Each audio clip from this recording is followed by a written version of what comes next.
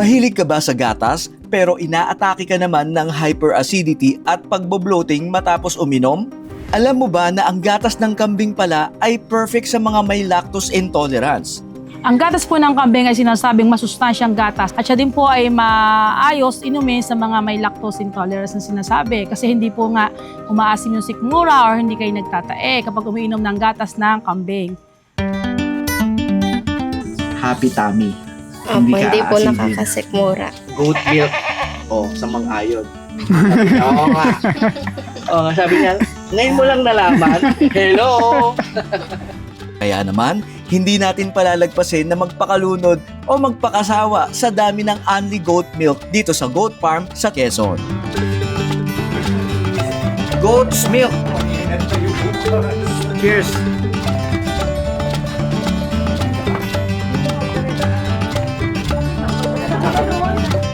Makikilala natin ang mag-asawang OFW na piniling magtiis para mapag-ipunan ang kanilang inaasam na retirement home at business. Ang buhay kasi ay minsan nasa taas ay minsan nasa baba. Sa akin, pag gusto mong nasa taas ka, mag-enjoy ka, sige. Pero dating ang panahon na bababa ka. Tatimingin mo na lang saan sa stage ng life mo na nasa taas ka at saan sa stage ng life mo nasa baba ka. Of course, yung sa akin, mas maigi magtiis. Taste muna. Gusto kong sa baba mo na ako, magtiis mo na ako. Kasi pagdating ng panahon na at least man ng maedad na ako, hindi na ako productive, nasa taas na ako. Sa kanilang pagtatrabaho sa Singapore na inabot ng 12 to 14 years, unti-unti nilang naipundar at natupad ang kanilang pangarap na magkaroon ng sariling lupa't bahay. At ngayon naman, sariling dairy farm na naging learning site na rin.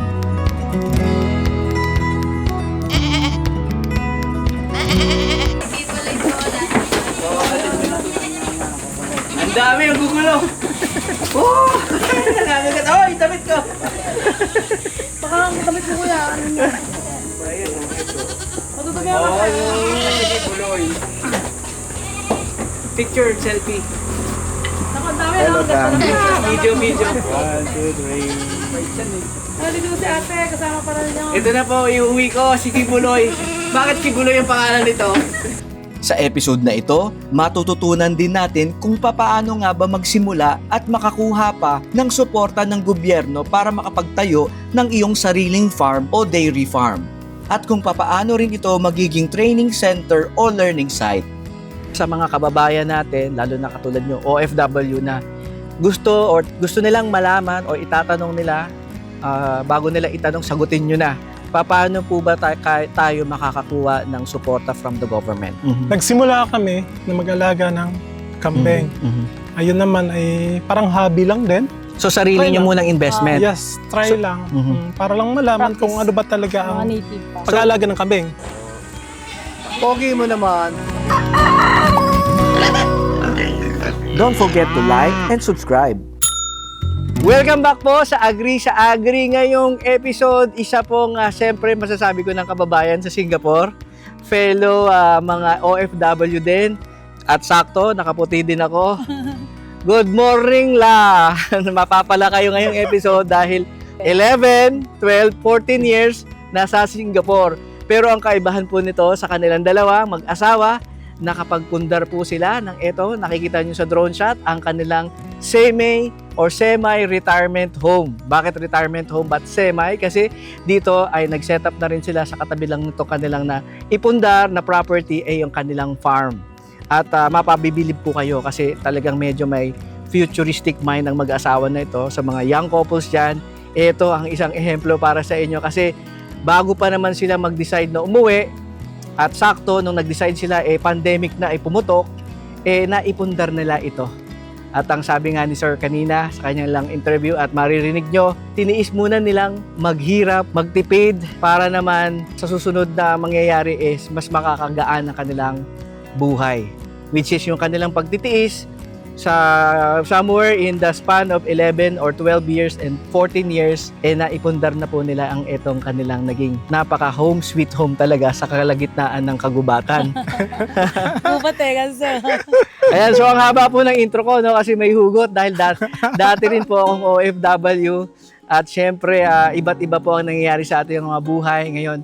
Isang ehemplo, marami tayong mga kababayan na nagtatrabaho sa ibang bansa, piniling malayo sa anak or aalagaan ng anak ng iba para lang matulungan ang anak nila sa Pilipinas.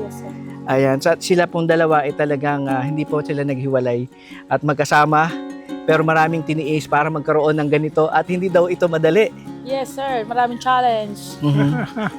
At ngayon naman, may sarili silang negosyo, gatas.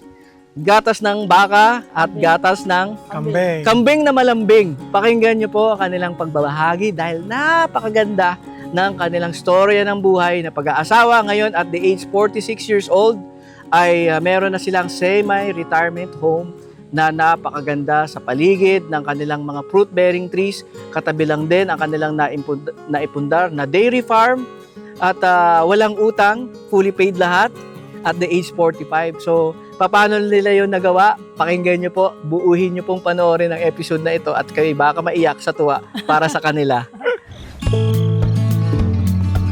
Hi, magandang araw sa inyong lahat. Ako po si Rolando Hiangan. Nandito po tayo sa aming maliit na farm. Ang katabi ko po ang aking ex-girlfriend na si Minda Hiangan. Magandang araw po sa lahat, lalo sa mga nanonood na mga kaibigan natin at mga kakilala. Tayo po ay nandito sa Barangay Niing, San Antonio, Quezon sa aming SSG Dairy Farm. Ipakikita ni na Sir ang aming farm. Although maliit lang siya, meron po kaming mga alagang baka, gatasang kambing, at may mga fruit-bearing trees din po tayo dito. Okay, yung kambing na meron kami sa ngayon is actually sa anin ang breed. Ang sa anin siya daw yung number 1 na dairy goat in terms of yield. So nagsimula kami 21 heads. Then as of today, around 100 heads na siya. So it's around 4 years ago. Itong kambing na to ay nanggaling sa National Dairy Authority. Loan to na component ng National Dairy Authority. Kaya ayun, sa maganda din naman ang kalabasan, dumami din naman siya at nagkaroon din siya ng gatas.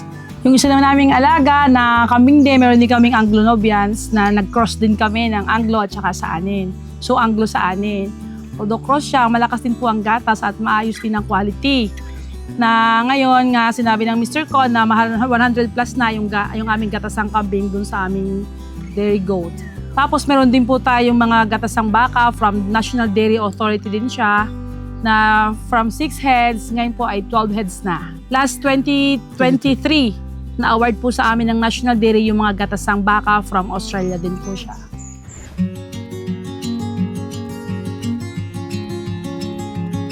Sa gatas ng kambing, dun kami nagpo-process. Dahil ang gatas ng kambing, that time, wala pang stable na kumukuha ng volume na raw. So ang ginawa ko, kailangan ko mag-upgrade, mag-value adding. So gumagawa ako ng goat's milk with choco flavor, tapos with yogurt, with mangga, yung mga fresh foods po talagang ating ginagamit. Mangga, mulberry, avocado, tapos dragon fruit. Kung ano yung mga seasonal fruits dito sa farm, siya namin ginagamit para fresh, wala siyang artificial flavorings or preservatives. Tapos gumagawa din po kami ng kesong puti. Sa ngayon po ay meron tayong avocado, mangga, mulberry, dragon fruit, melon, din po yung sa yogurt drinks. Tapos meron din po tayo na milk with choco flavor and with coffee. Yes po, mostly po gatas talaga ng kambing yung ano. Pero minsan gumagawa kami ng pastillas out of cow's milk. Goat's milk. Cheers. May mangga pa. Sarap. May mango sa loob. Sarap, goat's milk. 3 square meals lang talaga ako.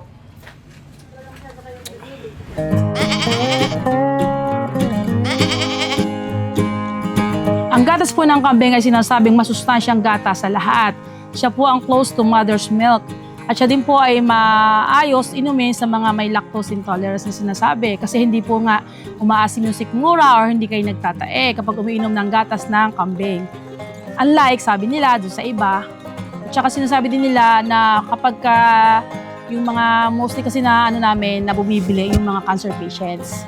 Minsan daw po nire-recommenda ng kanilang mga doktor na uminom sila ng gatas ng kambing. Kaya yun po, ang magandang benefits ay ang gatas ng kambing.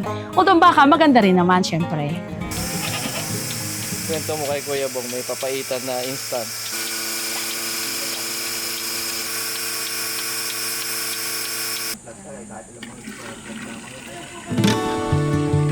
Katulad kaninang umaga sir na yung nakita, 40 liters yung umaga yung nakuhang gatas. Yun po ay minsan yung umaga at hapon. Pero sa hapon medyo kukunti na ang napoproduce namin. Dito po ang range kasi is 100 to 120 ang raw per liter. Pick up price. Pick up price po dito sa farm. Tapos kung ma-process na siya, Kung ma-process na siya, mag-value adding syempre, madodoble na po ang presyo. Kasi may mga gastos na rin tayo sa manpower, sa mga fruits na ilinagdag natin, at saka sa labor ng tao. Kaya mas maganda ang kita, may dagdag na konting syempre pagod at dagdag na effort. At mas maganda ang branding natin. At mas makakarating sa kung saan-saan.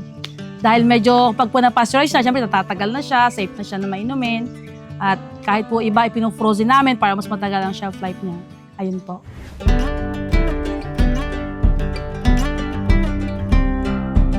yun ay sa anin na breed. Sa Mga anin na- puti. Sa anin. Galing po yun ng Australia. From National Dairy Authority. Ayan, so ilang po kayong, ilang kambing po ay inyong inalagaan pa umpisa? Okay, nagsimula kami sa 21 heads, isang buck, tapos 20 heads ang lumalaga. So kada taon ang isang inahin, ilan ang pwedeng naging anak? Okay, Dalawa hanggang tatlo, sir. blessed kami dito sa farm namin Once kasi nanganak. kahit papano, isang beses ng anak pero almost Dumadalawa agad. twins. Twins ang... Sa may triplets pa. Hindi, ang bilis magparami. Yes sir, yes sir. Napakabilis dumami ng kambing. Sa Ayan. tamang management, tamang pakain. Sa tamang pag-aalaga. Ayan, so mukha namang tamang pag-aalaga nila sa isa't isa dahil pati ang kambing dumadami. Pati kami lumalaki. Kainom ng gatas. Hello! Kakulay ko sila, oh. Kaya ba? Naharap ng mga raan eh. Hello. Ay na, si Kibuloy yun. Kibuloy. Asa si Kibuloy? Ayan po, yung sarap niyo. Ito nangangagat. Nangangagat si Kibuloy. Nahiyan ako. Ayan, siya na yan. Anak yan ng may sungay sa taas. Nangangagat po talaga yan. Kaya mo kulit yung isang nangangatkat ng ano. Ito, gina. Nangangagat po yan, saan yan? Ha? Ginagat nga ako eh. Ayan, ang pangalan niya si Zombie. Si Zombie. Oy, oy, oy, oy, oy, oy, oy, Ay, oy. si Kibuloy po, wala. Ang dami ang gugulo. Oh! Nangangagat. Oy, damit ko. Ang SSG, actually, kanyan, acronym ng dalawang bata. So, bali, yung Dalawang unang anak namin. S is Sofia, yung panganay namin. Yung pangalawang is Sebastian, yung bunso. Tapos yung... Si Sofia, ilan taon Sofia? 16 years, magsi-16. Nag-16. Tapos yung bunso Magto naman ay 13. mag-14. Magko-14. 2 years ang gap. So yun, tapos yung G Surname. is surname, Yangan. Sofia and Sebastian Giangan. Actually, nagtatanong nga rin sila eh, may relationship ba yan sa Singapore, SG? Palibasa kasi kaming mag-asawa, nagtrabaho kami doon. Sabi namin hindi, acronym niya ng dalawang bata. Before kami mag-asawa, magkatrabaho kami sa Malen Insurance, Manila. Siya ay sa accounting, ako naman sa IT.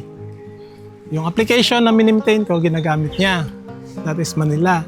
Then, Singapore. nung kami ay nag-asawa na, lumipat kami ng Singapore. Ako ay 14 years, siya naman ay 12. 12 years. Nagtrabaho kami doon, Ganun din. isang company lang din, insurance din. Ako pa rin sa IT, siya pa rin sa finance o accounting side. So, ayun, kahit papaano, User kami dalawa. magka-kwan talaga ang Partner dalawa. kami, partner. ang dalawa.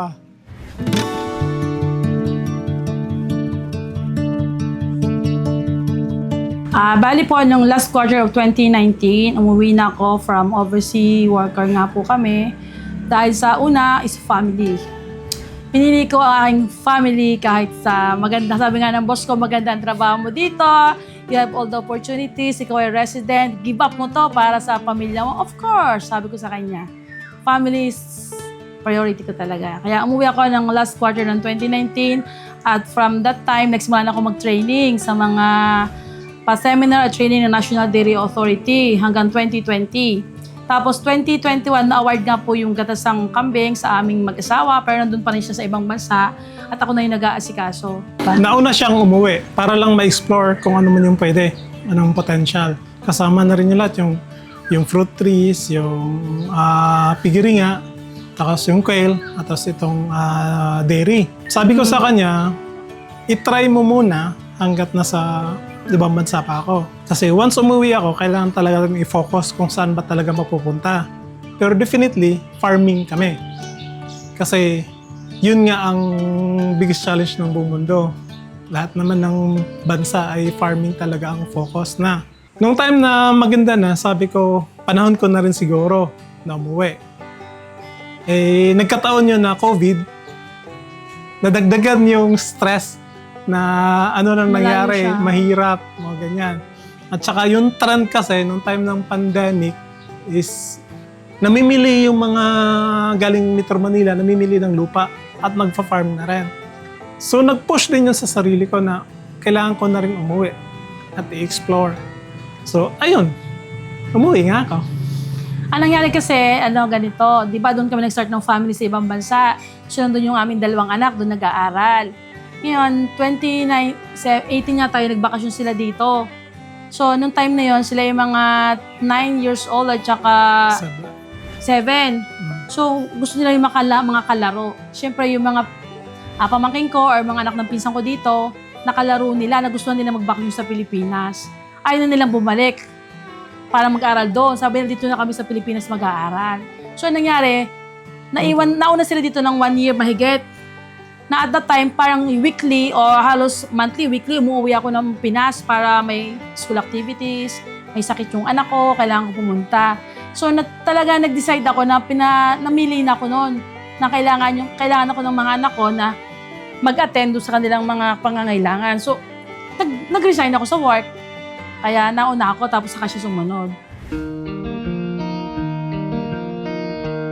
Actually, sa farming kasi, hindi ganun agad kabilis na may pera ka. Hindi ganun agad kabilis na 1-2 taon, kikita ka. Kailangan mo talaga maglabas ng pera, magpakahirap muna, mag-invest, magpaayos ng iyong farm, magpadami ng herd para magkaroon ka ng volume na gatas. So, nung time na yun, since wala na akong trabaho, wala naman akong kita pa at nagsisimula pa lang, yung mister ko talaga naka-back up. Pasahod sa tao, pambili ng feeds, pampagawa ng mga maliit lang na bahay ng kambing. Siya lahat ang aking sinasabing sandigan or the financer ng lahat. Siya ang financer ko. Kasi kung wala din siya, hindi talaga maaayos to. Dahil hindi na pwedeng effort na lang, hindi na pwedeng ikaw ang gagawa or paano naman yung mga tao mo, nasasahod sila. Eh since wala pa nga kaming kita, nagsisimula pa lang, yung sahod niya doon, pinapadala niya para mapasahod sa mga tao, maipagpaayos ng aming mga alaga, ganun. Kumbaga, sinasabi ko sa kanya, for this month, ito yung ating kailangan gastusin, ito yung kailangan nating ipaayos, ito yung kailangan kong support na ibibigay naman niya. Yun. Sa financial aspects, sa kanya kasi lahat ng kailangan na kaya niya, bigay lang siya ng bigay. Sabi ko nga siguro, after ilang years, ito na yung time na nandito na din siya, at least nakikita naman niya na kahit paano kikita na yung kanyang pinaghirapan, ganun.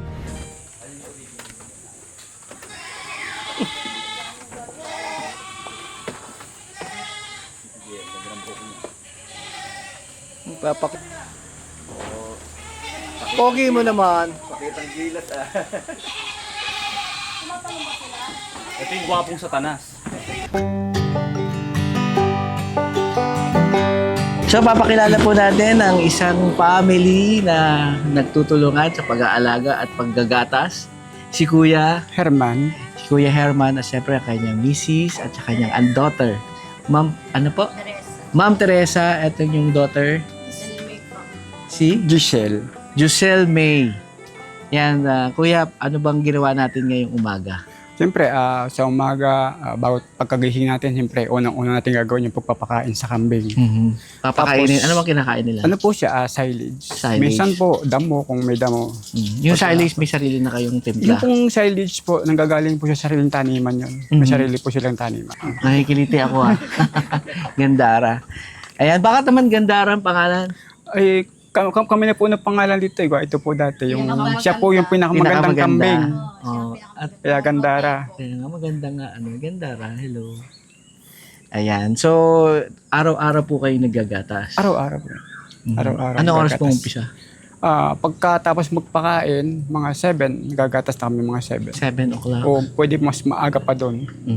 At buong family kayong naka-assign dito. Opo. Ayan. Ilang years na po kayo dito sa Bali, SSG? 1 year na po kami dito. Sa 1 itong year. May. Ayan, ang cute. Sino naman yung nasa likod mo? Si Wala 1125 po yan. Si 125. Bakit yan number? Ito, Gandara. Wala po Si kasi. Big One yun. Si Big One po. Si Big Big Pinakamalaki One. po. Yan. So, ano naman yung isi-share mo? Ilan taong ka na ba ngayon? 19 po. 19 years old. So, kamusta naman ang kasama ka na, involved ka na sa business ng inyong magulang sa paggagatas o pag-aalaga ng kambing?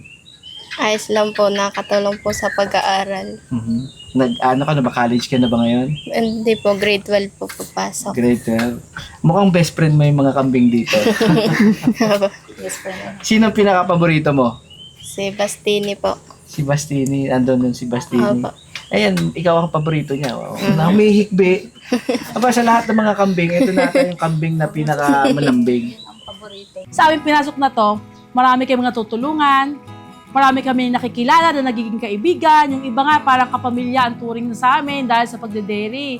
At saka ang maganda pa is, ikaw na ngayon na nagbibigay ng pagkakakitaan sa iyong kapwa. Makapagbigay ka ng trabaho sa 7 o 8 pamilya na kasama namin dito sa farm, ng aming mga nag-aalaga ng kambing, naggagatas, nagkukumpay. Iba yung pakiramdam na kahit na pagod kayong lahat. Diba yung sabi nga yung, I give a man a fish and you feed him for a day, but teach him how to fish and you feed him for a lifetime. Parang yun yung naging ano ko sa sarili ko na nakakatuwa sa pakiramdam na nakakatulong tayo sa ating mga kapwa. Ayun lang po. Kasi nung nasa ibang bansa ka, syempre, may maganda kita mo, malaki yung sahod mo, pero sa pamilya mo lang yun, sa family mo lang yun, di ba? Hindi mo lang pwedeng ma-share kung kani-kanino lang. Pero nung nandun ka sa farming, sabi nga nila, sa farm, hindi ka pwedeng mag-isa lang. Yung nakapagbigay ka sila ng hanap buhay, ibang pakiramdam nun. Kasi may mga anak sila nag-aaral, parang nagpapaaral ka na din, yung ganon.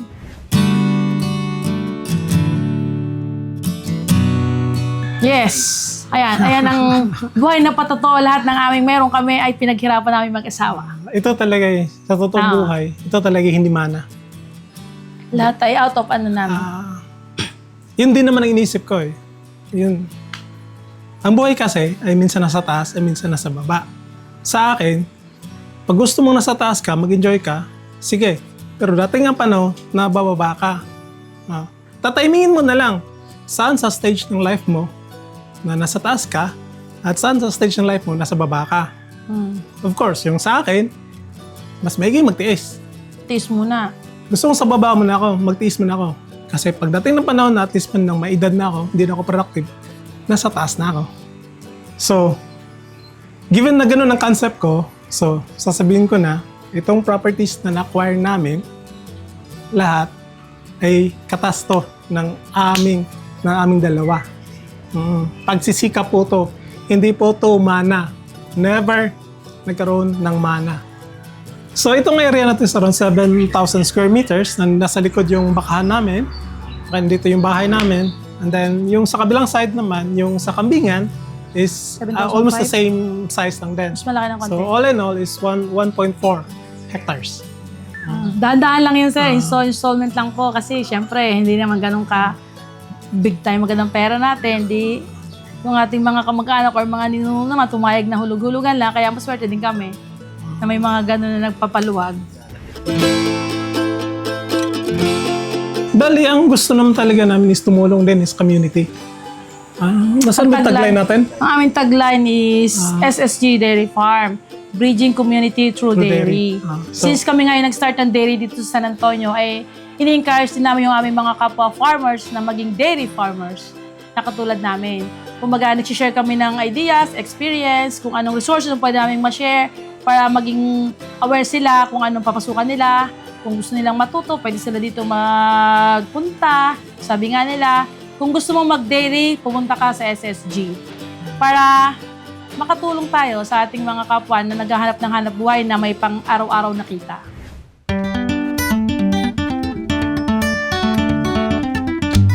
Kung gusto niyo po ng masarap at fresh na gatas, punta lang po kayo dito sa SSG. May iba gatas din ng baka. Ha? Yung nga lang baka, hindi pa masyadong napaprocess kasi po mayroon tayong kumuha ng volume everyday ang kailangan nila. Pero yung ating kambing, lagi po tayo may ready to drink na yogurt drinks, may chocolate milk din, at saka minsan may kesong puti na nakakagawa tayo para po matry nyo ang masustansyang gatas ng kambing. At pwede nyo po kami ma-search, either Google Map or Waze, itong area na to, SSG Dairy Farm. Available naman po siya. At meron din po kaming Facebook, although hindi naman ganun ka-active. Pero pag nag-inquire kayo doon, May sasagot naman. may sasagot naman po. Maraming talagang na-inspire, ma'am, at congratulations po dahil kayo ay pumirma ng MOA. Sa Learning Site for Agriculture. Learning Site for Agriculture. So, hindi lang sariling negosyo na merong ipinaprocess added value na kanilang mga gatas, ngayon may training center na rin. Yes po. Ayan. So, sa mga kababayan natin, lalo na katulad nyo, OFW na gusto nilang malaman o itatanong nila, bago nila itanong, sagutin nyo na. Paano po ba tayo makakakuha ng suporta from the government? So, paano po nagkaroon ng kumbaga yung connection ng government doon sa inyong mga plano sa buhay na magsimula? So, ano po yung naging initial steps nyo bago kayo umuwi ng Pilipinas when you decided that? Okay, so nagsimula kami na mag-alaga ng kambing. Ayun naman ay parang hobby lang din. So, sarili Try nyo lang. munang investment? Yes, try lang. Para lang malaman Practice. kung ano ba talaga Mga ang native pa. pag-aalaga ng kambing. So, yung unang batch nyo ng kambing is in-import nyo or meron na dito local na supplier? Locally siya. Upgrade lang ng mga kambing. So, Nagsimula kayo sa ilan? Para mga 10 lang yun. 10, tapos nag-i-increase kasi gusto malaman nga rin naman. At ipagmalaki na, nag-aalaga akong kambing, makapangit naman kung 10 lang. Ay, dumami, bumibili, dumadami. Tapos napaanak. Yun nga lang, ay after umanak, namamatay yung mga bisiro.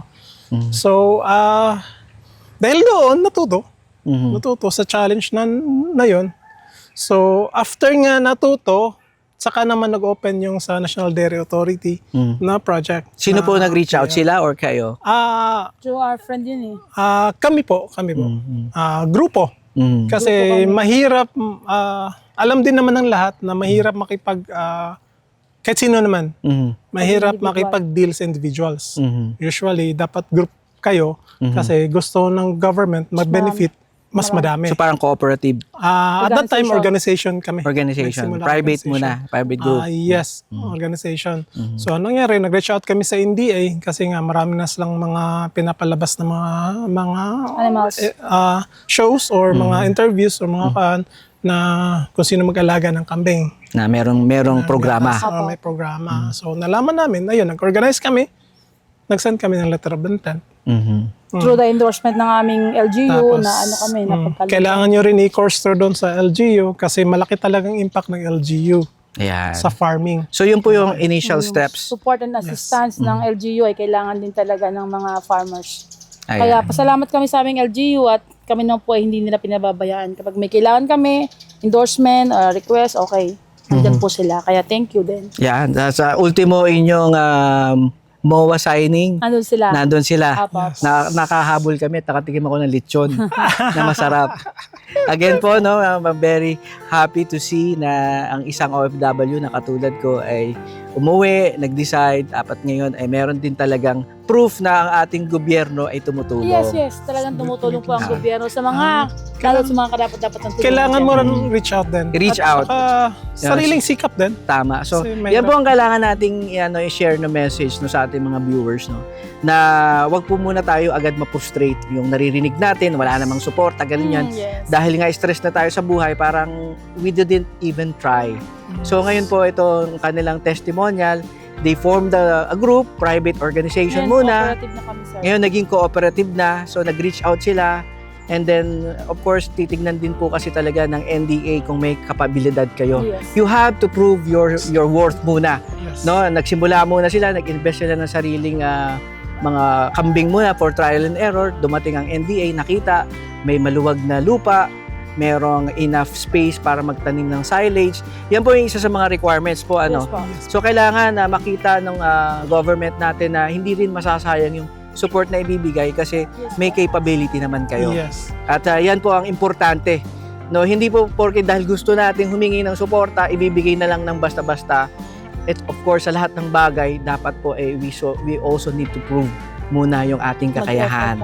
At sa mga next episode po natin, meron po tayong i-guest or manood din po kayo kay Farmington PH. Siya po ang influencer na talagang nag-i-explain kung ano ang step-by-step process kung paano kayo makakakonect sa ating mga LGUs, makakakonect sa ating, katulad ng NDA, National Dairy Authority, kung paano ba ang mga requirements. Yan ang kanyang advocacy at ang kanyang passion is matulungan po yung mga medyo hindi pa magaling mag-research. Siya na ang magre-research para sa inyo. Nandiyan po sa description, siya po ang magtuturo sa inyo. Agree ba kayo sa agree? Yes, Definitely. agree. Agree. Approve. Approve. Don't forget to like and subscribe.